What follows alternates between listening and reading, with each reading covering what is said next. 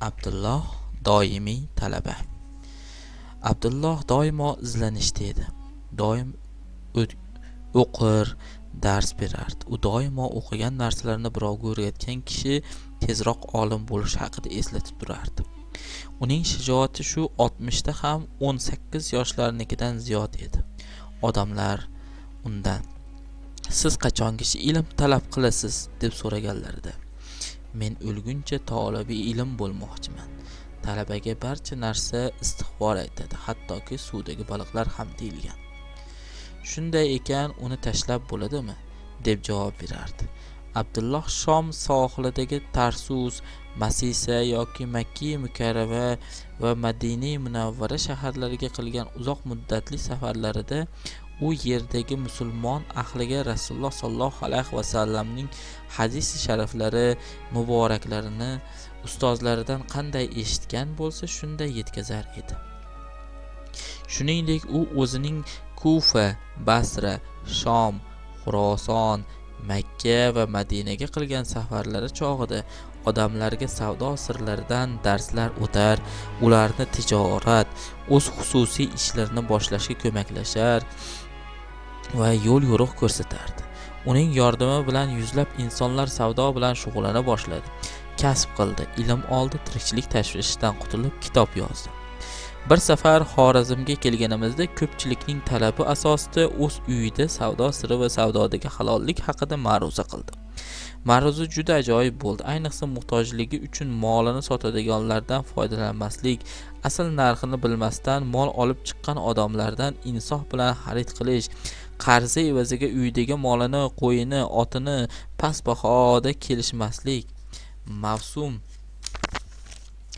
kelganida narxini ko'tarib xalqni qiynamaslik, mahsulotni o'tkazish uchun qasam ichmaslik, qaytib kelgan mahsulotni xaridorni qiynamasdan qaytarib olish va pulini berish, vaqtga egilik qilish uchun namozlar orasidan foydalanish, moliyaviy mustaqillik uchun katta tavakkal qilish va tushgan daromaddan jamg'arib borish, ota-onaga pul berib turishning ishlardagi barakasi, o'z kasbi bo'yicha tinimsiz kitoblar o'qish va boshqa masalalar yuzasidan batafsil to'xtaldi.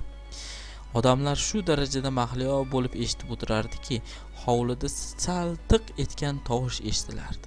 Ma'ruzadan so'ng savollarga navbat keldi. Odamlar birin-ketin savollar bera boshladi. Savdoyingiz nima uchun doimo kengayib boradi? Namozlarni vaqtida o'qiyman va savdo haqidagi ilmlarni o'rganishdan to'xtamayman. Alloh taolodan umid qilaveraman, doimo o'qib o'rganaman. Men ham sizdek savdogar bo'la olamanmi? Ha, azamatim, bo'la olasan.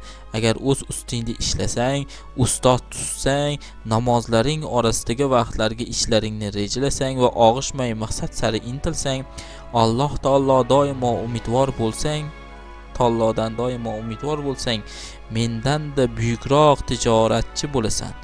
Alloh taolo xohlasa. Tijorat uchun kamida qancha sarmoya kerak? Tijorat uchun avvalo kuchli xohish kerak, aniq maqsad va puxta reja kerak. Agar shu aytilganlar bo'lsa, sarmoya seni uzoq kuttirmaydi, shunday oldingdan chiqadi. Mol ko'paytirib qanday tijorat qilsa bo'ladi? Sutini sotasan, yog'ini shaharga borib aylanib sotsang va doimo yetkazib berib tursang, odamlar senga o'rganadi va sendan boshqasidan olmaydi. Raqobatda yutishing uchun narxini tushirib turasan, terisini oshlab sotasan, ichaklarini etikdo'z ustalarga pullaysan, go'shtini quritib qo'ysang, safarga chiqadigan karvonlarga yaxshigina narxda o'tkazasan. Ko'pchilik boylikka mehri deydi. Hatto imomlar har juma ma'ruzasida boylar kambag'allardan keyin jannatga kiradi, agar kira olsa deyshadi. Boylik xalqni o'ldiradi, oltinlar yo'ldan ozdiradi qabilidagi gaplar bilan qo'rqitadi. Siz nima deysiz? O'g'lim, yoshing 15larda emas. Sen ularni gaplarini eshituv, ammo o'ylab ko'r. Agar qalbingda ishonch, sahiylik va xotirjamlikni joylasang, ular aytayotgan gaplariga o'ylanma. Alloh taoloning nazdida quvvatli mo'min quvvatsiz mo'mindan afzaldir. Quvvat ilmda, boylikda, kuchda bo'ladi. Namozdan bo'sh vaqtlaring tijorat bilan jiddiy shug'ullan. Men dangaslikdan qutula olmayapman. Ishlayman deganda turli sabablar bilan ish qolib ketadi. Eshitishimcha siz ham uxlar ekansiz, kam uxlar ekansiz. Kam uyqulik omad kalitimi? Yo'q Arslonim. Kam uyqulik agar gunohga, tanani qiynashga va boshqalarni bezovta qilishga sabab bo'lsa, omadsizlikdir. Sening yoshingda kechaning avvalida to'liq uxlash, oxirida turib namoz o'qish va ilm olish, so'ng tirikchilik bilan jiddiy mashg'ul bo'lish kerak. Dangaslikdan qutulish uchun ish bilan mashg'ul bo'lishing kerak. 40 kunda senda yangi odat shakllanib o'z-o'zidan sodir bo'ladi. Odatlaringni o'zgartirsang, hayoting o'zgaradi. Xotinim nuqul noliydi. Kam topayapsiz, qo'shnilar unday, qarindoshlar bunday, siz dangasasiz, nima qilsam oltin o'rtalikni topaman. O'g'lim, sen fikr qil.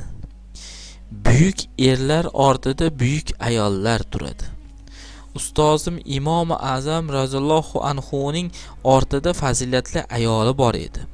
Kiyimlari toza, taomi pokiza, yotoq joyi ozoda edi. Ayoli ustozimni qattiq hurmat qilar va ilm bobida hammadan ko'ra u zotga ko'proq ishonardi. Kuchiga, iqtidoriga, ilmiga shubha qilmas. Va doimo yaxshi ishlarga targ'ib qilardi.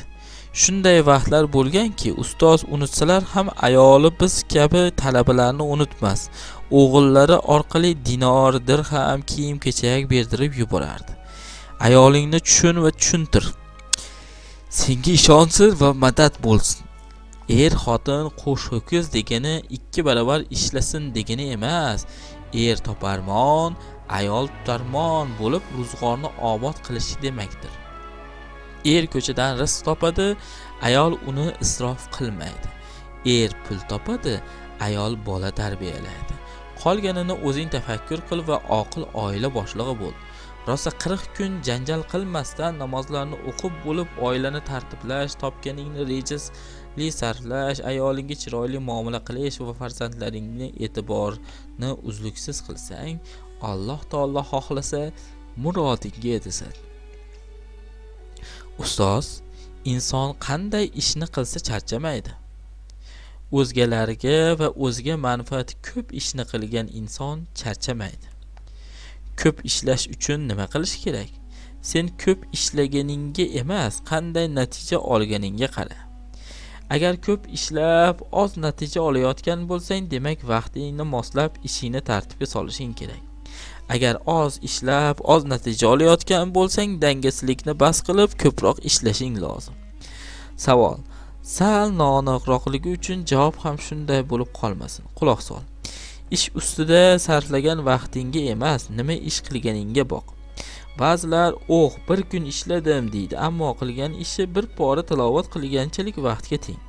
Shuning uchun doimo natijaga e'tibor bergin. Savollarni keti yo'q edi, lekin vaqt chegaralangan. Peshin namoziga azon aytildi va odamlar masjidga shosha boshladi.